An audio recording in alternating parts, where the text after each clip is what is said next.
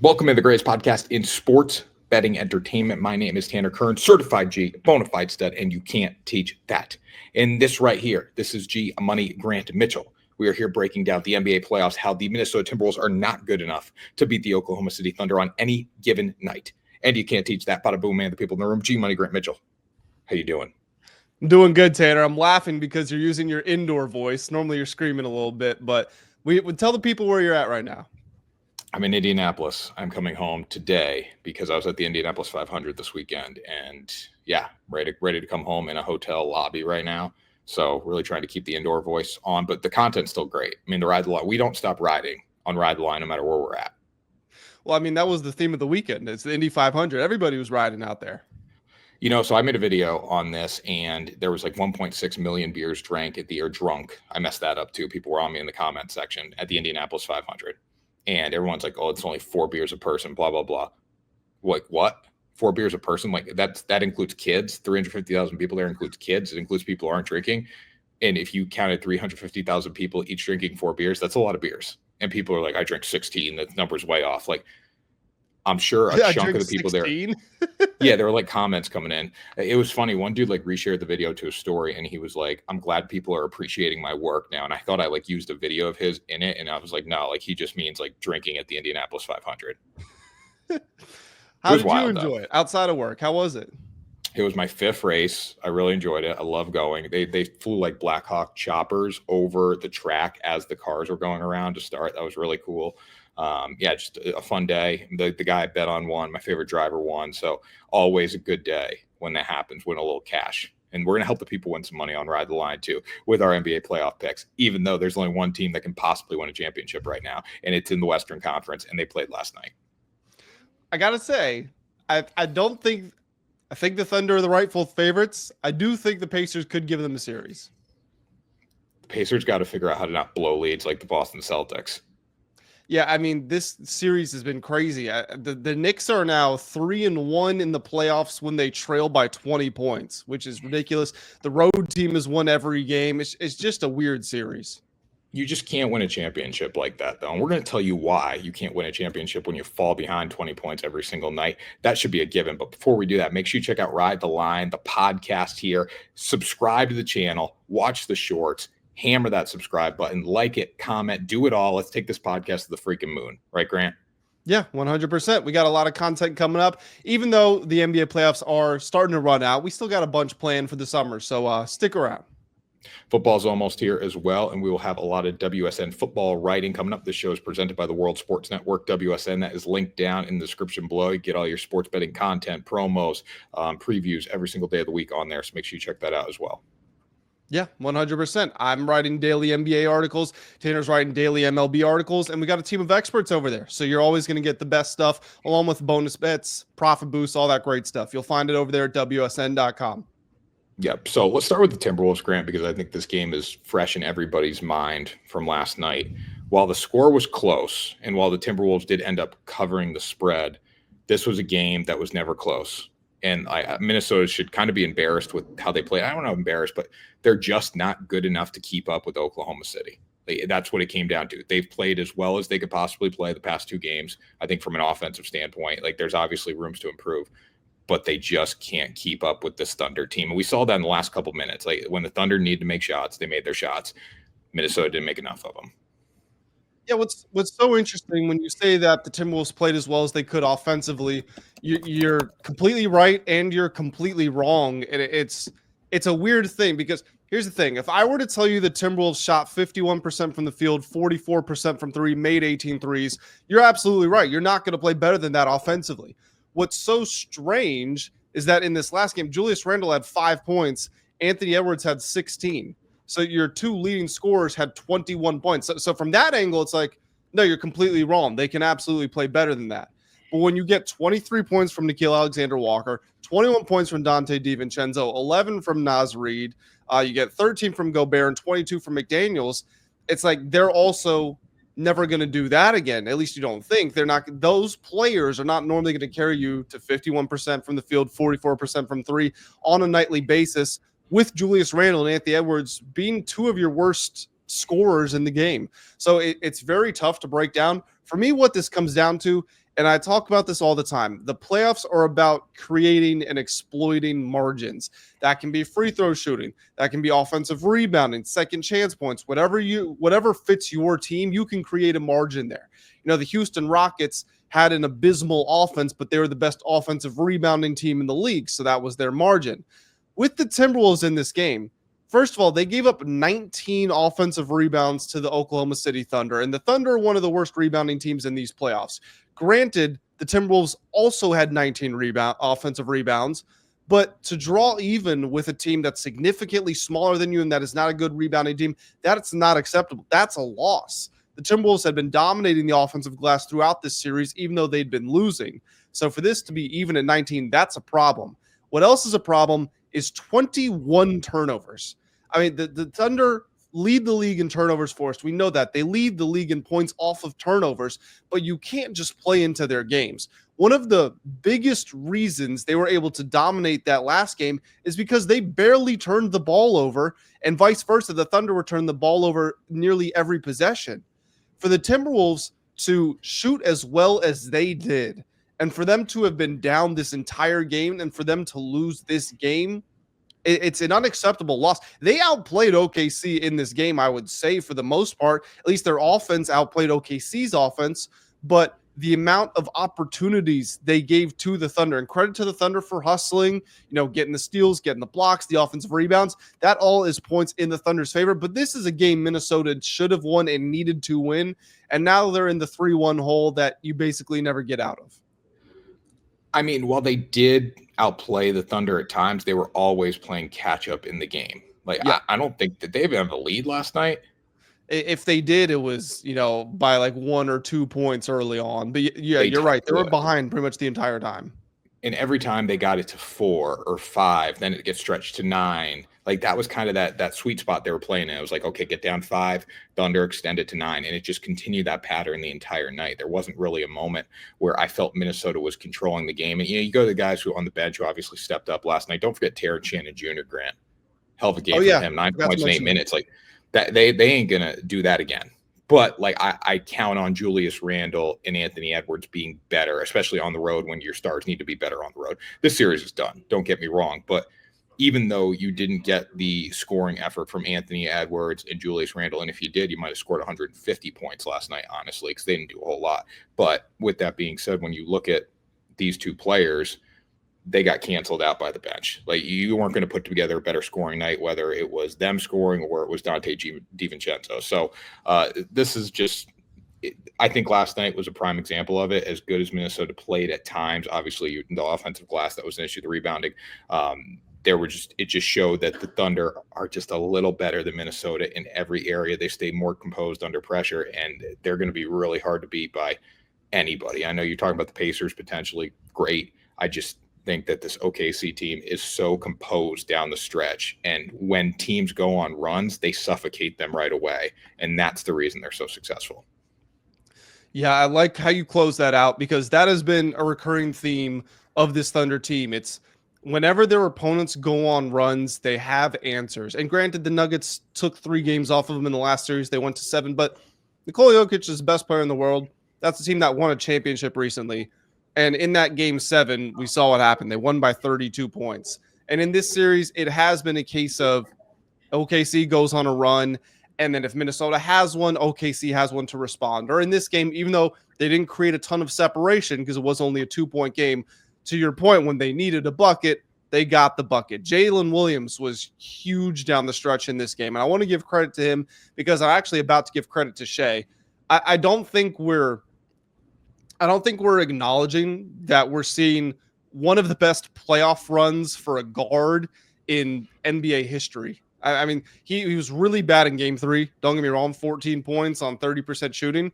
But despite that, he's still averaging 31 points per game and 8 assists in this series. Before that, against the Nuggets, he's at 30 points per game, 6.5 rebounds, 6.5 assists on 53% shooting.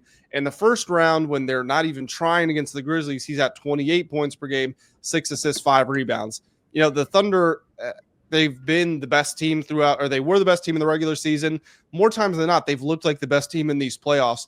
And for them to potentially win a championship as the youngest team ever to do that with Shai being the MVP and not having a real co-star. They have a great team, but he doesn't really have a second star. I guess it's Jalen Williams, but you don't look at Jalen Williams as a guy who can carry a team if Shai were to get injured for a couple months, whatever. You got to give Shai his just due. He's been awesome. Shai just gets a bad rap because he goes to the line so much, and it's so demoralizing, and he gets these calls. But actually, fun fact here, Grant, 29 NBA MVPs attempted more free throws in their MVP season than SGA did this year, which is kind of mind-blowing. I don't even know how that's possible. Yeah, I went on a little rant about this on my Twitter account, and I basically said that when people say that Shai is shooting too many free throws and it's ruining the game, that's not the correct angle, because he actually doesn't attempt a ton of free throws. It's more than the average player, but it's fewer than a lot of the recent, Harden in his MVP season, Giannis in his MVP season. We see guys attempt more. The issue, and one that I agree with, is the physicality with which the Thunder play defense versus the physicality needed for Shai to draw free throws. Yeah, it's like if he barely gets touched, he'll go to the free throw line, and he will get fouled. It is the correct call, but you're also not calling a bunch of things that could be fouls on the Thunder defense. So that's where the issue lies for me, not in his volume of attempts.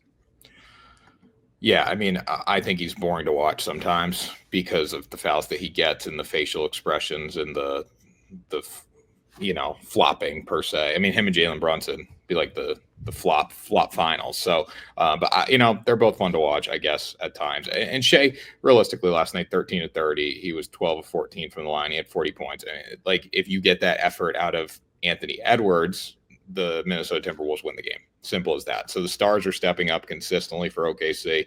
The role players are stepping up. I mean, Chet Holmgren, big block down the stretch last night.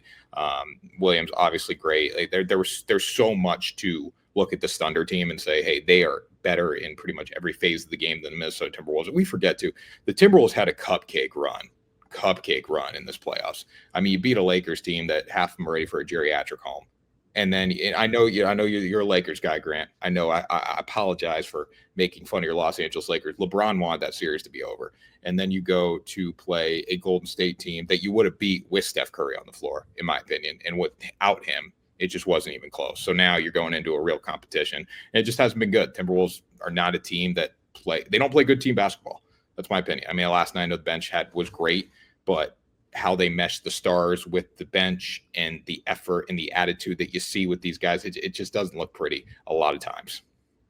One thing I'm interested to see what kind of the fallout from this series is. I've seen a lot of chatter on it online, and I think it would be good to address is the whole fouling up three debate late in games. It's mathematically, you should always foul up three. Now, the Thunder tried it against the Nuggets and they executed it terribly, and that let the Nuggets come back. But you saw in this game, even when the Timberwolves were down 7 with a minute left, and when that happens, you're probably never going to win, but they were really prevented from getting a real chance at it because the Thunder were fouling up three. And this is not me talking bad about the Thunder. It's the right thing to do. It's the smart thing to do.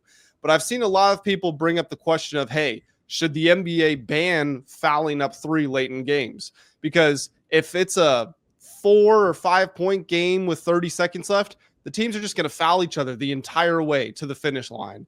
And after 47 and a half minutes of a terrific basketball game where it's this heroic effort from Shai versus this unbelievable effort from the Timberwolves bench, and it's the difference between 3-1 and 2-2, which is basically the series is over or we're starting fresh again. For that to come down to a free throw contest at the end of the game, it's like, who really wants to watch that? It kills some of the entertainment of the sport. And you can relate this back to the tush push if you want. Like, is the tush push a bad play? Is it ruining the sport? Is it this? Is it that? No, it's not. But is it entertaining to watch? No. And that's the ultimate goal of these games. You know, the NBA banned the hack-a-shack in the final 2 minutes of these games before. So they've implemented something like this already. It wouldn't be out of the NBA's character for them to ban fouling up three. So I just want to see if anything's going to change. Right now, it's the right thing to do. They're not going to change it until at least the offseason, but it's something I will be paying attention to. By the way, tush push, Eagles fans, bunch of a-holes. I mean, they are the worst. They are. I posted a video when Diana Rossetti reported on the tush push saying it was going to be banned that morning. I posted a video saying tush push going to be banned. I had an Eagles dude, and I get no followers on Twitter. So like an Eagles guy retweeted it, so it got into their population on Twitter, and it was just I opened my Twitter app and I'm like, I have too many notifications right now, and it's flooded with like bang bang bird gang, all this shit, like just people like, oh, you wrong, aged well, you know, like it just nasty. Got some pretty nasty comments in there too. I'm just like, what is wrong with these That's people? not even your fault. Don't kill the messenger. That's Diana Rossini's fault. That's why I said they don't watch the video. They just see the copy and it says tush push is getting banned today, and then they're like, yeah, ever hate us because you ain't us, all this shit. So it was interesting. Grant, I got a good bet for you right now. I got a great bet for you. What is it? This could be bet of the year. Value bet of the year if you're willing to lose, like say $100. Let's just go typical unit size $100. You're willing to lose $100, get good little bet here. All right. The Western Conference Finals is favored to end in 5 games. Obviously, OKC minus 355 on the money line. If you take the series to be over in 6 games, it's plus 540. If you take it to be over in 7 games, it's plus 710. So you could put $50 on game 6. You could put $50 on game 7. And obviously game 6 is probably the more likely outcome. So that would pay 320. You'd net 270 on game 6. You would net 350 on game 7. Yeah, it's not if you're willing to donate. If you're willing to donate, I mean, I think I don't think the Minnesota Timberwolves are going to go on the road and win a basketball game. But if they do, that's a good way to do it. Yeah, no, I could see that happening. I mean, I love the Timberwolves spread in game 5. I don't think they'll win either, but I also don't hate that bet. I also might have to hold out because I want to see what happens tonight, because I actually have a parlay. I have a parlay of Thunder in 6, Pacers in 6. And right now, both of those are, still in good shape. So we'll see what happens. I'll see how tonight goes with that game, and then maybe I'll put a bet on, like you said, Timberwolves Thunder series to end in 6 and to end in 7. Yeah, I might have to get it on that because that's a pretty good deal. But anyways, guys, we're moving into our Knicks-Pacers talk right now. The New York Knicks do not start playing basketball until they go down by 20 points.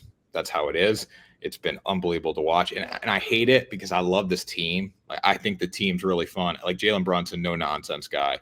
The bench players, no nonsense. Like Thibodeau, I think he's ruining the team, but I like him. Karl Anthony Towns, like him. I look at the fan base. I hate him.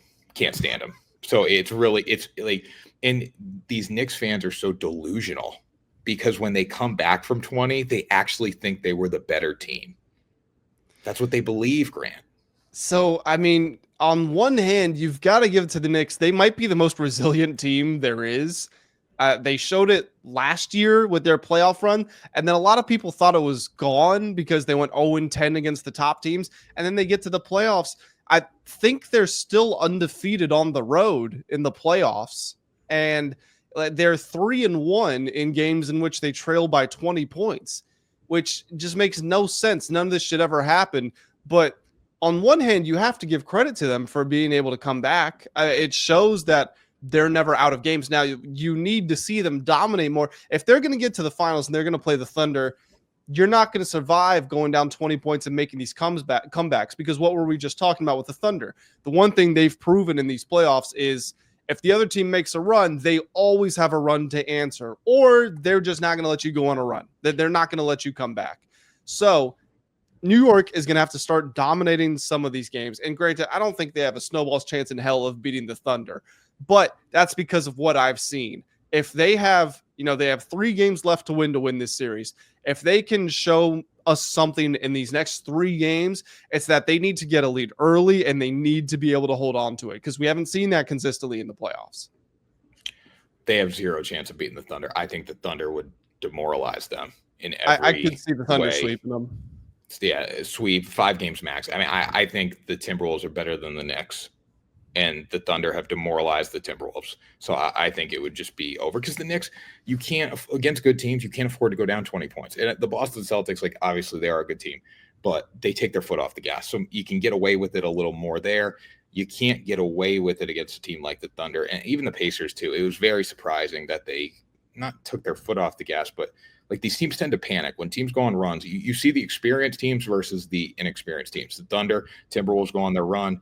They're composed. They stay calm. They go, they make their shots. They set their offense up. These teams that are inexperienced, and I'm not saying the Pacers are inexperienced because obviously they have playoff experience, but when you can see the signs of a team that isn't composed down the stretch, because when the other team's going on their run, they don't run their offense. They don't play the game as it's, a normal like first quarter game. They play it as, okay, they're pressing, we need to press. And that's the problem here. So I don't know how the Knicks have done it. It's been remarkable to watch. I don't know how the Pacers have had some of the comebacks that they've had as well. So these are two teams that just, you don't know what's going to happen because they're always capable of coming back. Yeah, I think in most cases it is an experience thing, but again, this is just a weird playoffs because the Thunder are one of the least experienced teams in the league, but they're so good as a team, and Shai is so steady. Even if he's not making his shots, he's playing the game the same way. The team is defending at the same level. Mark Daigneault is committed to using his bench, so everything remains the same for them, and that's a lot of the reason they're allowed to get through these moments of adversity. With the Pacers, I think they feel compelled, like you said. They keep pressing, and I think they feel compelled to do that because that's how they play. If you watch them, the way they run offense is mind-blowing because they'll use 4, 5, 6 actions in a single possession, and then they'll do it again, and they'll do it again, and they'll do it again, and that's just how they run their offense. It's constant movement, constant activity, trying to get the ball up as quickly as they can. And, if you have a Jokic, if you have a LeBron, if you have we can put Tatum in there or Luka, a guy who has a wide scoring ability, the ability to find the right pass, but he can also get inside if he needs. If you have a guy like that who you trust with the ball in his hands at the end of the games, you want to slow things down.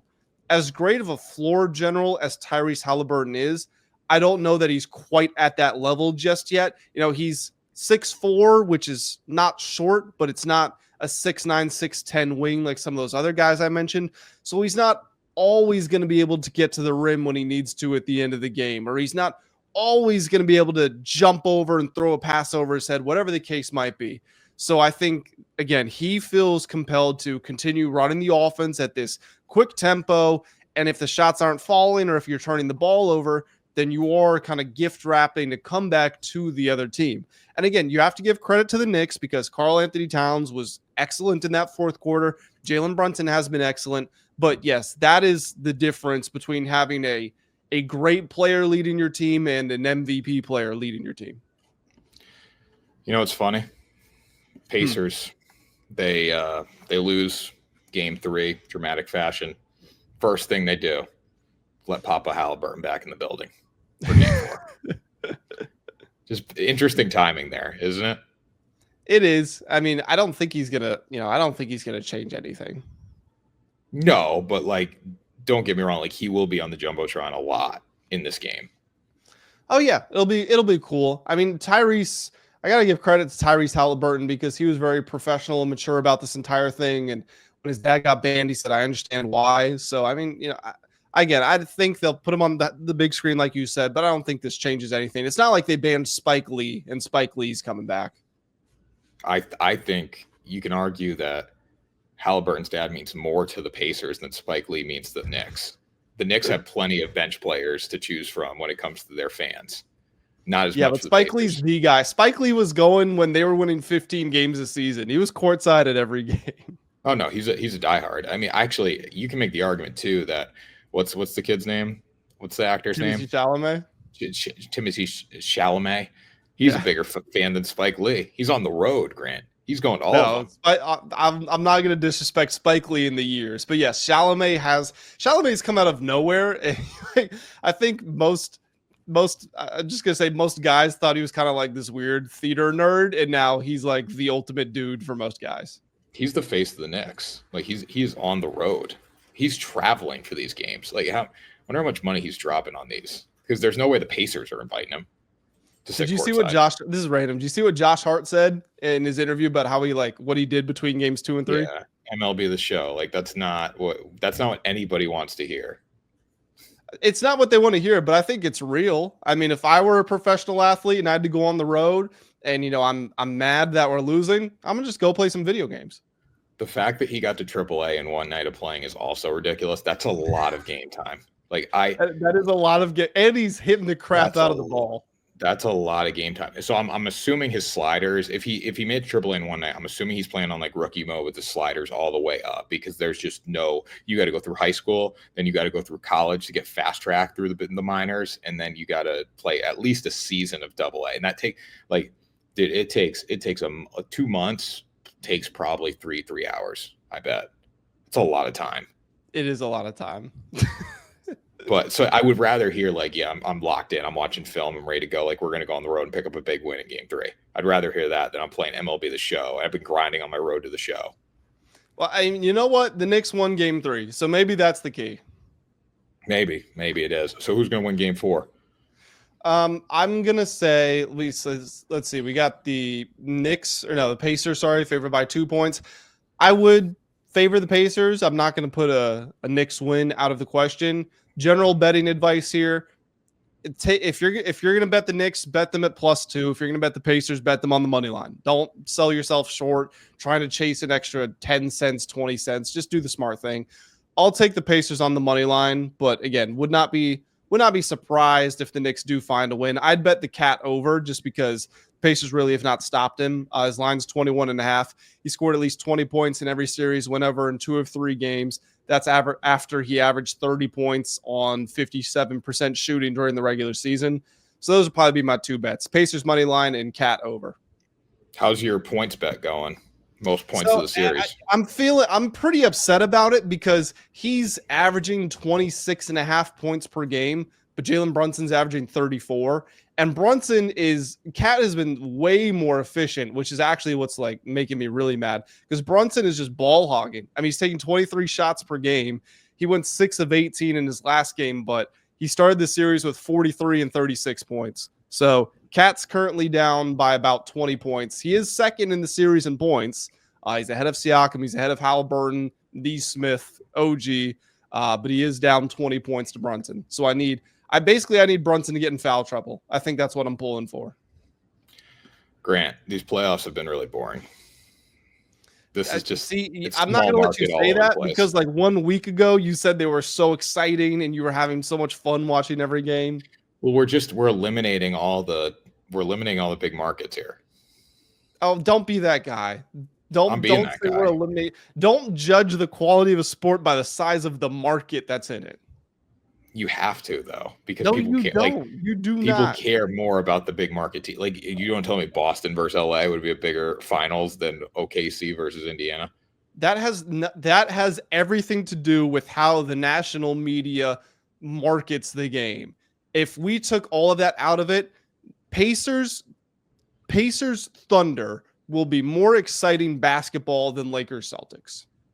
I agree. Celtics Thunder would have been more exciting than Pacers Thunder. I think you're going to get a better crowd, I think, or you're going to get more people watching if it's Knicks, just because people want to watch the Knicks.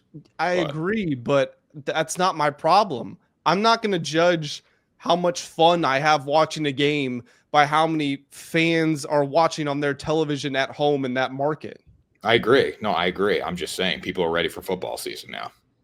Well, yeah, I mean, that's true. And that's natural. Once your team gets eliminated, you're like, all right, well, when does my next team play? But like the storylines too, I don't know. Like, I think it's Anthony Edwards versus OKC. I don't get excited watching Oklahoma City. Do you?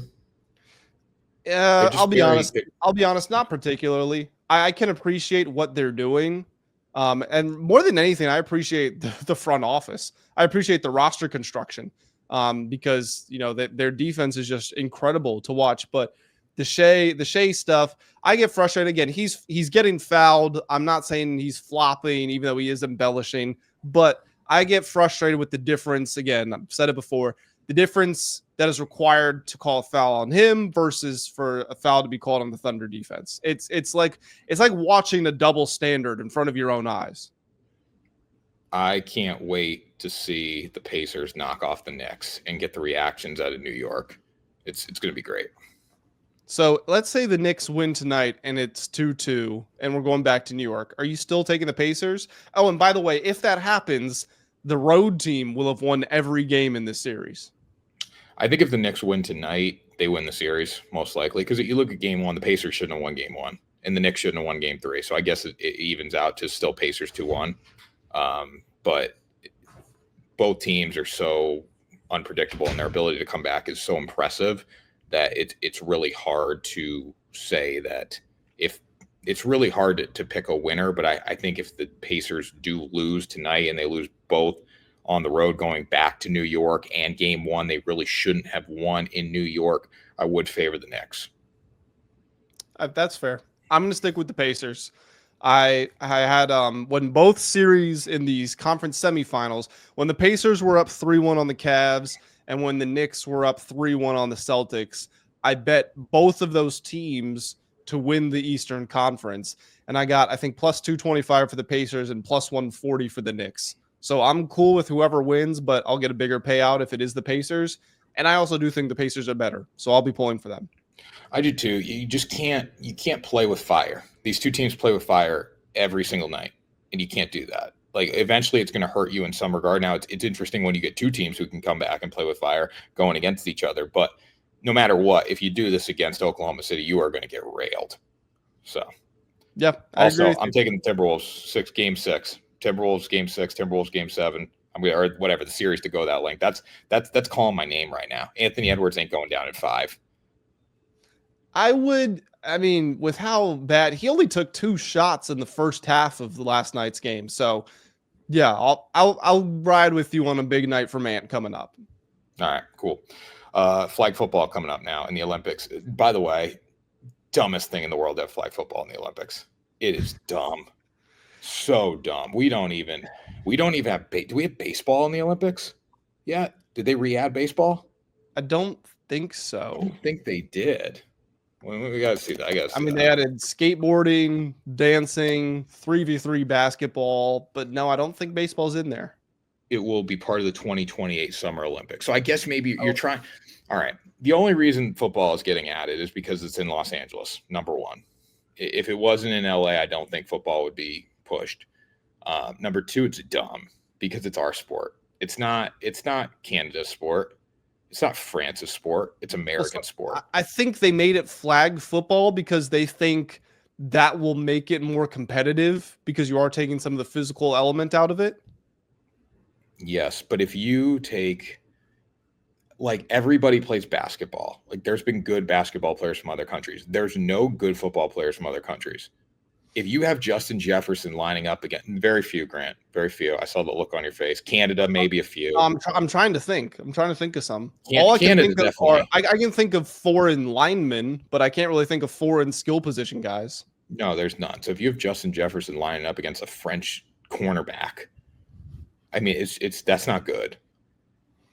Do you think? Here's a question. Do you think that, like, Justin Jefferson, Jamar Chase, those types of guys, do you think they would be better at flag football comparatively than professional football? Because it's basically glorified 7-on-7s, right? So yeah. Do you think that's easier for them, or do you think it's easier for them in pads on game day? I mean, the field is smaller. That's the biggest thing, you know? Like that's the biggest thing is the field being smaller. So you look like Daryl Doucette, this flag football dude who's running his mouth, a little 5'10" quarterback, if he's even 5'10".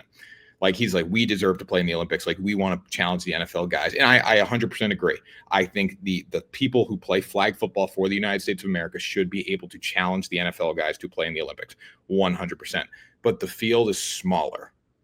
So that basically means to me that I guess it probably takes out Justin Jefferson's ability. Like, again, he's a great athlete, but more space gives him more room to work. Less space makes it more like, I got to be quick in my movements. And he is, obviously, but I think that if you got a tighter field, obviously, it favors, like, I got a better chance of guarding Justin Jefferson in a 4x4 box than I do on a 100 football field. So I think the smaller field probably makes them less effective, but also the people he's playing against, like, if he's playing against people who don't play like see athletes like that versus playing against NFL guys, I would take him on a flag football field against like France or Germany or Australia, or, you know, those countries, I guess. Yeah, I agree with you. I see what you're saying. I also agree with you that the flag football guys, I don't know how they're going to do this, honestly. Like, I don't know if there's going to be a committee that picks the players. I'm sure there will be. And then I don't know if they'll go to a tryouts or whatever, but I would like them to honor the guys who play flag football. I would like them to be able to go to the tryout or whatever it is. And in my opinion, they probably will not make the team, but if they're the ones who have been doing it this entire time and it's quote unquote their sport that's getting added, then, you know, take the top guys in the league, take Daryl Doucette and whoever the top receiver is and the top corner and all this stuff, give them the chance. I think that's only fair. Yeah, definitely. So now, drafting our dream flag football well, who teams? would win? Who would win? Because Daryl Doucette came out the other day and he was like, I want to play against them. So who's going to win? The NFL guys would win. Okay. Yeah, I'm going to say so too. But they want to play. They want that competition. So you got to do it. That would be embarrassing. I think they win by 50 points. Okay, so how do we? So there, I think there are 10. We need to pick 10 people. So who would you do? We want to go position by position. You just want to give 10. You want to go one at a time. What do you want to do here? Let's go position by position. How many are on the field? Is it like 6 or 7? I think it's 7. All right, let's see. Olympic flag football rules. We are not prepared for this time. We don't even know the rules. No, it's 5-on-5, 10 players, 5 on the field at one time. Okay, so let's just draft our starting 5. So quarterback, who are you going to go with? I'll keep in mind this is in 28, right? So this is 3 years down the road. Yeah. I'll still take Mahomes. Can quarterbacks run? I don't believe they can. I'll take Lamar if they can run. I will take Mahomes if they can't run.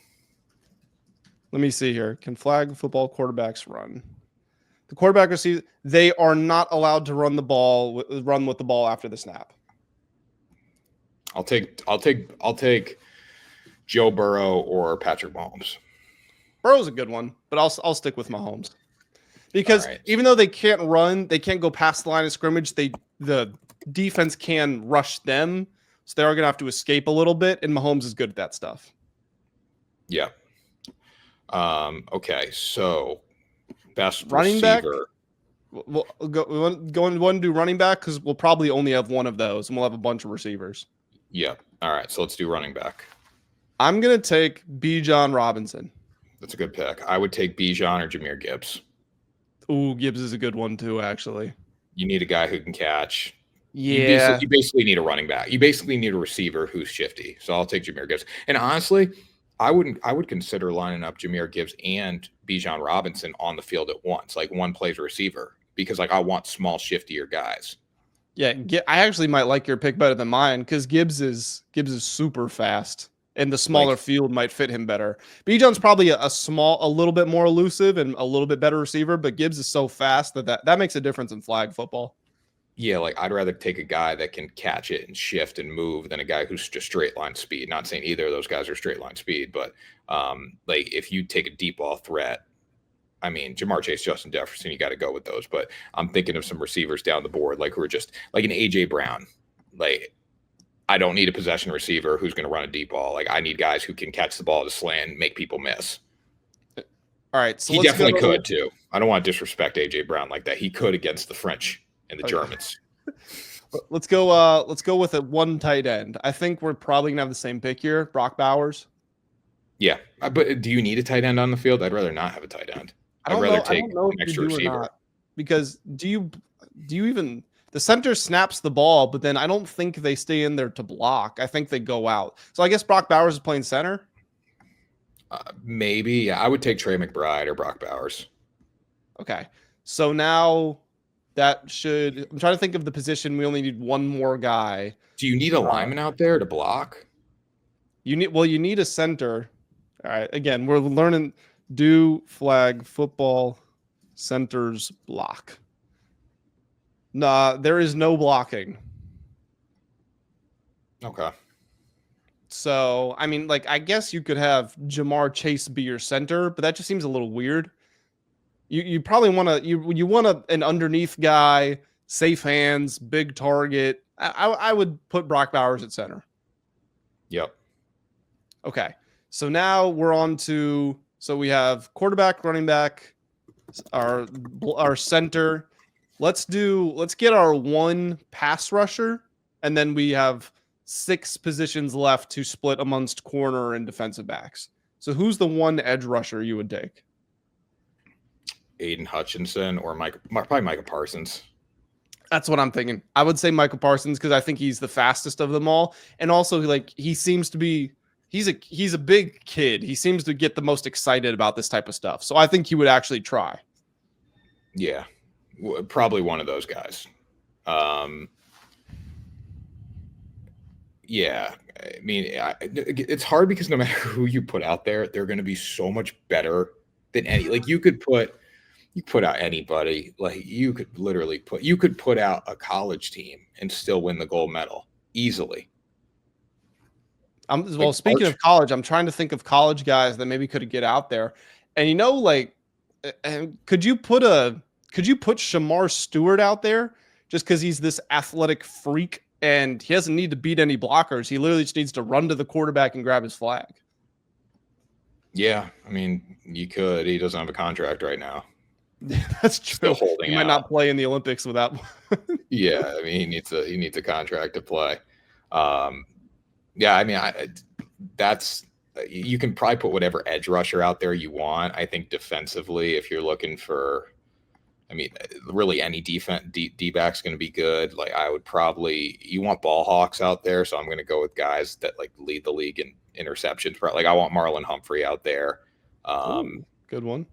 I might want Reed Blankenship, honestly, because he's a dog, That's not a bad one, honestly. I think that the Eagles defense, is probably a good place to start because they were so dominant.